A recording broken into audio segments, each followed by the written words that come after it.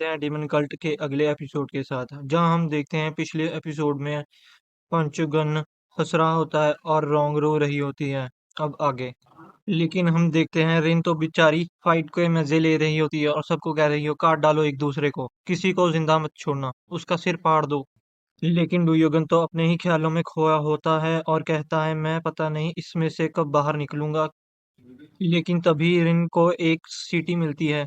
रिन उसे उठा लेती है और सीटी बजाकर सबके लिए चीयर करती है।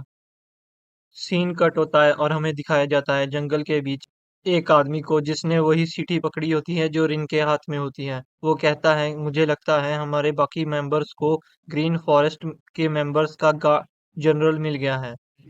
वो भागकर एक घर के पास आता है, दरवाजा खोलता है और हमें दिखाया जाता है वहां एक आदमी ने सब लोगों को जान से मार दिया है। और बताया जाता है ये और कोई नहीं ब्लैक ड्रैगन सेक्ट का लीडर है। ब्लैक ड्रैगन सेक्ट का लीडर कहता है अपने आदमियों को इकट्ठे करो, आज हम ग्रीन फॉरेस्ट जनरल को पकड़कर मार देंगे। सीन कट होता है और हमें रिन को दिखाया जाता है जो सीटी जोर जोर से बजा रही होती है जिसके कारण सबका ध्यान रिन की तरफ चला जाता है। रिन को देखते ही सब कहते हैं ये क्या कर रही है। लेकिन ब्लैक ड्रैगन सेक्ट का एक आदमी रिन को कहता है कि ये तुम्हें ये सीटी कहाँ से मिली, ये तुम क्या कर रही हो। रिन की सीटी सुनकर बाकी ब्लैक मेंबर्स भी इकट्ठे हो जाते हैं और कहते हैं अब हमें यहाँ से जल्द निकलना होगा और अपने बाकी साथियों के साथ इकट्ठा करना होगा क्योंकि वो जल्द ही जल्द यहाँ पहुँचने वाले होंगे। ये सब सुनने के बाद ड्यूगन बहुत चिंता में आ जाता है लेकिन कहता है हमें यहाँ से जल्द निकलना होगा। अगर ब्लैक ड्रैगन सेक्ट के और मेंबर यहाँ पहुँच गए तो हमें यहाँ से निकलने के लिए और भी ज़्यादा समय लग जाएगा और ये सिचुएशन और भी डेंजरस हो जाएगी।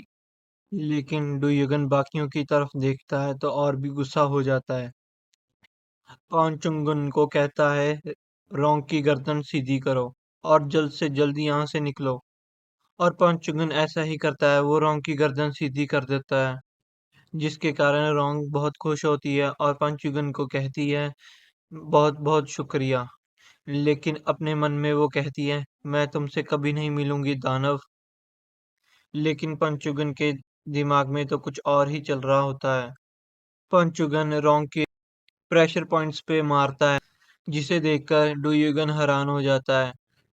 पंचुगन के प्रेशर पॉइंट्स दबाने के कारण अब रोंग बेचारी सीधा खड़ा नहीं हो पा रही थी जिसके देखकर वो बेचारी रोने लग जाती है और रिन उसे देखकर हंसने लग जाती है। और पंचुगन कहता है तुमने मेरी इंसल्ट की जिसका मतलब तुमने डीमन कल्ट के मेंबर की इंसल्ट की जिसका मतलब तुमने डीमन कल्ट की इंसल्ट की और मेरी डीमन कल्ट के लीडर की इंसल्ट की। तुम्हें मैं ऐसे नहीं छोड़ सकता। जिसे देखकर डुयुगन कहता है तुम अपनी मर्जी से कुछ भी कर देते हो और तुम कहते हो मैं तुम्हारा लॉर्ड हूँ। लेकिन डुयुगन के कुछ भी बोलने से पहले पंचुगन उसे रोक देता है और कहता है लॉर्ड हमें यहाँ से निकलना चाहिए, मौका बहुत अच्छा है। डुयुगन कहता है तुम कौन सा मेरी सुनने वाले हो, जो मर्जी करो, जो तुम्हारे दिल में आता है तुम वो करो। जिसे सुनने के बाद पंचुगन अपने लॉर्ड को थैंक यू कहता है और वो वहां से जाते जाते उन सबको कहती है तुम लोगों ने बहुत ही अच्छा काम किया। ये सब देखकर वो लोग बड़े हैरान होते हैं। दोनों सेक्ट के मेंबर अब ये सोच रहे होते हैं कि वो क्या कर रहे थे, जिनके लिए वो लड़ रहे थे तो वो तो वो अब चले गए। सीन कट होता है और पहाड़ों के बीच हमें एक महल दिखाया जाता है जिसकी तरफ पंचुगन डुयुगन और उसके बाकी साथी जा रहे होते हैं। लेकिन डुयुगन और पंचुगन वहां रुक जाते हैं और पंचुगन कहता है हमें यहाँ रुकना होगा। तो डुयुगन पूछता है क्यों, तो वो कहता है मैं दुश्मन को देखने की कोशिश कर रहा हूँ और उनकी गिनती पता करने की कोशिश कर रहा हूँ। गिनती करने पर पंचुगन कहता है ये लगभग 500 आदमी हैं। जिसे सुनने के बाद डुयुगन कहता है मुझे लगता है हम यहाँ से नहीं जा सकते। 500 लोग ये बहुत ज्यादा हैं, हम इनका मुकाबला नहीं कर सकते। लेकिन पंचुगन तो अपने मन में सोच रहा होता है कि मैं 500 लोगों को तो अकेला ही मार डालूंगा, लेकिन इस बीच मैं अपनी लॉर्ड की रक्षा नहीं कर पाऊंगा। अगर क्या हुआ उन्होंने मुझे छोड़कर लॉर्ड पर हमला किया और वो ये सब डुयगन को बता देता है। ये सब सुनने के बाद डुयगन अपने दांत चबाने लग जाता है और कहता है, क्या हम यहीं छुप जाएं? और वो छुपने के लिए एक जगह ढूंढने लग जाते हैं। लेकिन पंचुगन तो जमीन के अंदर खड्डा करने लग जाता है, जिसे देखकर डुयगन हैरान हो जाता है और पंचुगन से पूछता है। तो पंचुगन उसे जवाब देता है, लॉर्ड, आपने भी तो एक बारी छुपने के लिए ये तरीका अपनाया था। ये सब सुनकर डुयगन बड़ा हैरान होता है और अपने मन में कहता है, क्या मुझे ये जिंदा दफन करने वाला है? लेकिन तभी रिन डुयगन के पास आती है और कहती है, लॉर्ड, काला जादू करने वाले हैं। लेकिन डुयगन कोई जवाब नहीं देता। तो रिन पंचुगन से कहती है, मेरे सामने से हटो, मैं तो चली यहाँ से, मैं नहीं रुकने वाली। जिसे सुनकर पंचुगन उसकी तरफ देखने लग जाता है, जिसे देखकर रिन डर जाती है और वहां से भाग जाती है।